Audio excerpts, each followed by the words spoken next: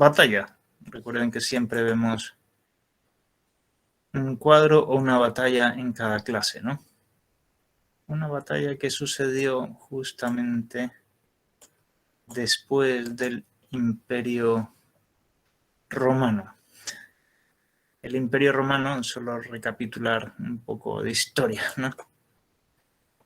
Este es el Imperio Romano, ¿no? Aquí fue cuando se divide en dos, pero todo comenzó en una isla aquí, en la Lácida, que se fue expandiendo poco a poco por toda la bota de Italia.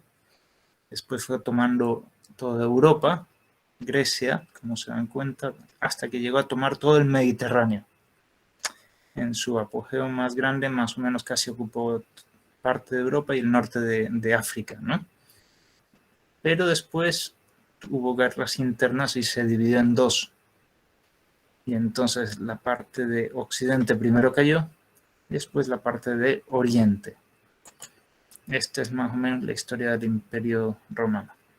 Tras la caída del Imperio Occidental, varias tribus, hordas, atacaron desde el norte, otras desde el sur también, y eso hizo que cayera todo, ¿no?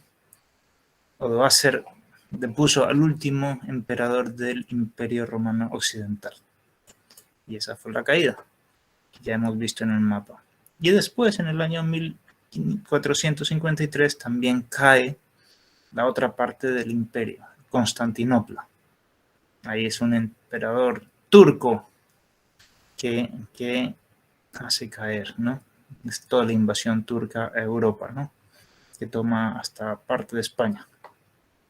Bien, es interesante recordar eso, porque nos explica cómo quedó Europa después de la caída del Imperio Romano. Después de la caída del Imperio Romano, como que todo el mundo quería sobrevivir, ¿no? Antes en el Imperio Romano no había una seguridad muy grande. Digo, como la hay en muchos países hoy en día, no hay guerras, ¿no? Pero después, con las invasiones del norte y del sur, lo que el mundo quería era sobrevivir. Entonces, si uno estaba en una granja, uno no podía defenderse ante una cantidad de pueblos que venían del norte o del sur atacando. Entonces se jura a un rey un poco más poderoso: yo te voy a dar mi vida, mis caballos, mi fortaleza para defender el reino, pero tú defiéndeme. Esos son los pactos de vasallaje. Y así se van creando pequeños reinos, pequeñas ciudades, como vemos en este mapa. Esto era Francia más o menos ya después de la caída, mucho después de la caída del Imperio Romano. Ya veremos en qué momento, ¿no? Pero vemos que hay cantidad de pequeños reinos, muy pequeños. La ciudad, estado, los counties, los ducados, las provincias, muchos pequeños reinos que tenían su pequeño rey, príncipe, y que más o menos mandaban ahí. Bien, esto es 1477 y vemos ahí todo tipo de lo que decíamos, ¿no? Lordship, Viscount, marquesados, ducados, reinos, diócesis también. Bien, como se dan cuenta, es toda una fragmentación de pequeños imperios. Eso es el feudalismo. El feudalismo es esto, ¿no?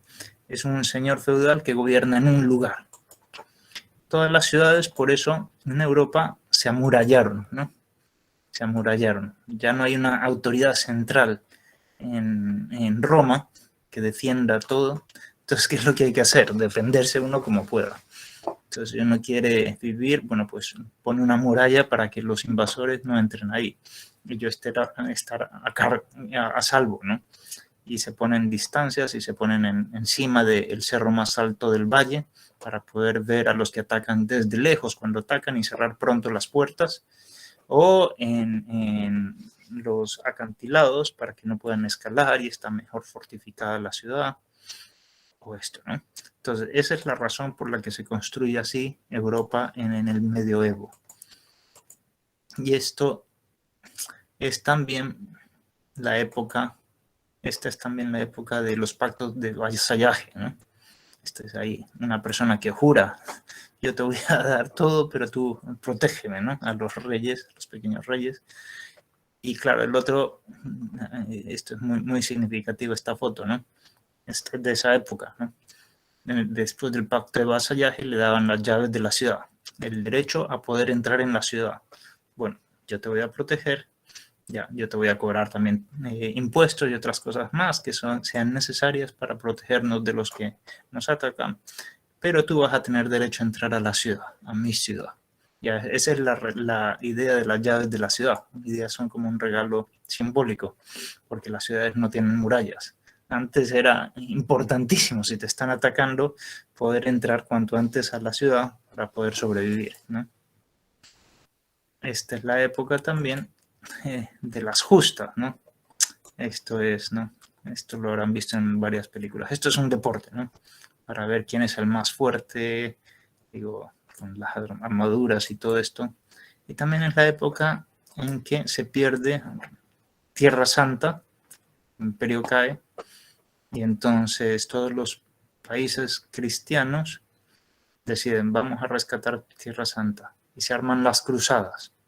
Esta es la cuarta cruzada, o tercera cruzada me parece, un papa que las promueve es Inocencio III, que bueno, es muy, muy significativo todo lo que hace para, y recobran una parte, pero después ya la pierden. Jerusalén, ¿no? Esta también es la época de las novelas románticas, verdaderamente románticas. Romántico no es solo de amor, por si acaso, ¿no? En literatura, el romanticismo es toda esta mezcla de cosas que a veces tiene uno en la cabeza, ¿no? Yo pertenezco a un reino, yo con mi fortaleza voy a proteger el reino y voy a proteger mi familia y voy a proteger a mi amor. Y eso es el romanticismo. Se habla de caballeros y de amores, de grandes amores y de razones fuertes por las cuales dar toda la vida, ¿no? Toda la vida. Esa es la esencia del romanticismo en la literatura. Esto es muy interesante. También en esa época tenemos estas novelas, ¿no? De Merlín, el Rey Arturo y los Caballeros de la Mesa Redonda, como ustedes saben. Pues es lo mismo, ¿no? Es esa época que se vive, ¿no? Y es muy interesante, es como siempre quedará en la literatura como la historia de los mejores amores, aquí, ¿no? En esto, ¿no? Darlo todo, ¿no? Yo soy un caballero, soy una persona íntegra, ¿no? Estoy dispuesto a defender todo lo mío, ¿no? Y todo lo mío en especial son, bueno, pues mis amores, mi patria, mi familia, el lugar al que pertenezco. Y entonces, aquí vemos que entre Inglaterra y Francia, pues todos esos pequeños reinos que había en Francia, siempre hubo problemas. Primero, Inglaterra intentó invadir por abajo,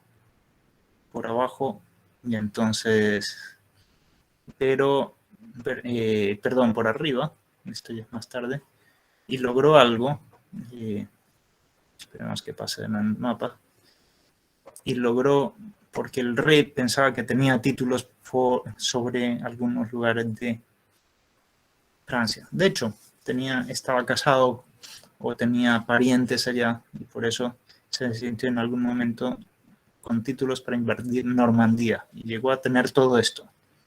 Pero fue repelido y esa invasión no tuvo éxito. Bien, entonces, y en un segundo ataque, muchos años más tarde, pues comenzó la invasión justamente por debajo, como vemos efectivamente. Vamos a ver. Y este es el rey Enrique IV, que a principios del siglo XV pues, se siente con derecho a invadir, ¿no? Esto es muy interesante. Entonces, ¿qué es lo importante aquí? Que bueno, él pasa y después vienen otros reyes. Aquí voy muy rápido porque lo interesante, hay muchas cosas interesantes, pero la idea de fondo es muy sencilla. Ya lo veremos, ¿no? Enrique V. Bien. Decide tomar el terreno y hay muchas guerras. Esta es una guerra muy famosa, la guerra de Agincourt. En Agincourt se dice que los ingleses les dijeron: si ustedes se rinden, pues no tomaremos represalias. Y entonces no se rindieron, les ganaron y les cortaron los 2 dedos que necesitaban los arqueros para disparar los arcos y flechas, ¿no? Y por eso los ingleses saludan así de esta manera a los franceses, diciéndoles: bueno, les hemos ganado esa batalla. Una manera de tomar ventaja de esto. Un poco queda entre el mito y la leyenda. Lo cierto es que ganaron esta batalla y después comenzaron a apoderarse de más partes de Francia. En un momento dado, y esto es muy interesante, bueno, esta es la primera invasión por abajo. Enrique VI, bien, comienza y tiene mucha posibilidad de invadir, y entonces esto es, como se dan cuenta, casi todo el norte está invadido y el límite era este río, ¿no? El límite era este río. Y uno de los reyes que había por la zona era Carlos VII. Entonces, este pequeño rey, ahí, digo, va a jugar un papel muy importante, ya veremos, ¿no? Pero era uno de los tantos reyes que había desperdigados por toda la zona. Y bueno, y esta es la batalla de los 100 años, que, bueno, efectivamente es un poco más de 100 años, ¿no? 116 años. La batalla de los 100 años, la guerra de los 100 años tuvo 116 años. Como se dan cuenta, no es exacto, pero se llama la guerra de los 100 años, ¿no? Por conquistar Francia. ¿Cómo termina esto? Bueno, efectivamente, cuando ya estaban a punto de invadir, veamos un mapa, ¿no? Inglaterra estaba en todo el norte, ¿no? Tenían solo que cruzar el río, más o menos, y la ciudad más importante era Orleans. Orleans estaba sitiada varios meses. Esta es la ciudad de Orleans. Y ya iban a entrar al resto de Francia y iban a tomar Inglaterra todo, ¿no? Entonces, la ciudad de Orleans estaba totalmente sitiada y no había forma de sobrevivir. Porque si uno lo sitia en una semana no pasa nada, pero si uno lo sitia en un año, ya todos los recursos que tenía para comer y todo eso dentro de la ciudad era complicado, ¿no? Veamos un mapa ahí. Quizás fíjense en la isla nada más. En medio del puente hay una pequeña isla. Los franceses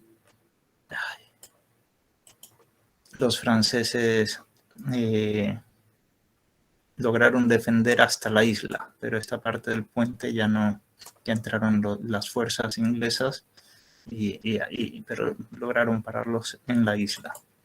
Entonces la isla, aquí se dan cuenta esto. El sitio de Orleans estaba por aquí. Ocasionalmente desde Francia les enviaban por el bosque de Orleans alguna provisión, pero de 10 que enviaban, 9 eran interceptadas por los ingleses, con lo cual está en una situación súper penosa. Orleans iba a caer después de muchos meses de sitiada y ya no había forma de sobrevivir ahí. Hasta que aparece una persona. No sé si saben quién es ella. Es una quinceañera. Juana de Arco. Exactamente, Juana de Arco, ¿no?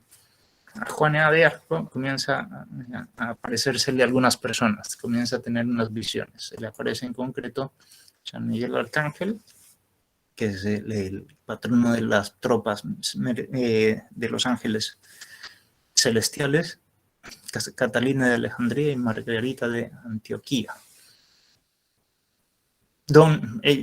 Ellas habían sido también liberadoras de su pueblo, santas que habían liberado a su pueblo, ¿no? Entonces, y Juana de Arco, efectivamente, y le dicen, bueno, tú vas a ser la que comande las tropas francesas, y efectivamente, ¿no? Y ella, que era una quinceañera, decía, pero esto es imposible, ¿no? Yo no puedo comandar nada. No puedo dirigir nada, soy solo una quinceañera de un pueblo perdido que nadie conoce. Y entonces le dicen, no, tú tienes que ir a Carlos y decirle que él va a ser rey de toda Francia, ¿no? De toda Francia. Y entonces, efectivamente, bueno, hubo muchas cosas, muchas visiones. Ella se comenzó a dar cuenta de que en un lugar iba a perder la guerra, cuando toda Francia pensaba que iba a ganarlo, y la perdieron, ¿no? Entonces anticipó muchas cosas del futuro. Cuando fue a ver al rey, el rey no le creía y se vistió como un paje normal. No había fotografía en esta época, ¿no? Pero ella le reconoció enseguida sin nunca haberlo visto, ¿no? Y decirle, tú vas a ser rey de Francia. Y bueno, pasan muchas cosas ahí, ¿no? Entonces él le dijo, bueno, el rey, bueno, sí, ve, consigue cuanto puedas, cuanta gente puedas en los pueblos, ve a Orleans para tratar de rescatarla. Y efectivamente, todas las personas que eran muy creyentes vieron que tenían visiones y le siguieron. Y Orleans, contra todo pronóstico, ya estaba caída, pues es la que comanda la batalla de Orleans y gana la batalla, en el fondo, ¿no? En el fondo, digo, lleva mucha gente. Los ingleses no se esperaron tanta defensa ahí y pierden Orleans, y Orleans se salva. Y con eso se salva Francia, porque los ingleses no cruzan el río, como se dan cuenta, ¿no? Entonces, ella también se encarga de animar a las multitudes para que vayan a defender Francia. Y más tarde, efectivamente, estará en lo que ella vio en las visiones, que Carlos VII, tampoco lo esperaba al principio, pero al final fue coronado por el mismo Papa, rey de Francia. Y esto es muy interesante porque marca un poco el fin de una época que eran pequeños reinos, ¿no? Toda la época romántica, y comienzan a formarse las grandes naciones en Europa. Francia deja de ser una cantidad pequeña de átomos de poder y pasa a ser una nación. Las grandes naciones se forjan en esta época. Es el fin de esta, dicen, la Guerra de los 100 años, el fin de la época de la caballería, ¿no? Efectivamente. Ya después llega el romanticismo, todo se organizará de una forma distinta, ¿no? El rey comenzará a tener mucho poder, los caballeros y los pequeños reinos ya no tienen tanto poder.